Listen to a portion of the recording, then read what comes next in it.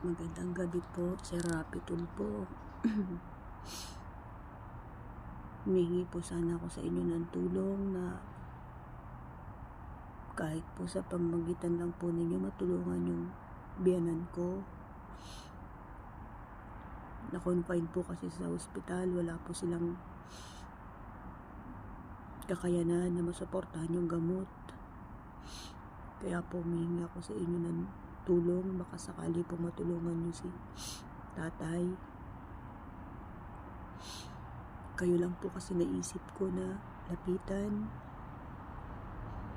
Nandito nga po ako ngayon sa labas para hindi po ako marinig ng mga amo ko. Humihingi po ako sa inyo ng tulong, Sir Rapi. Tulungan nyo naman po sana si tatay.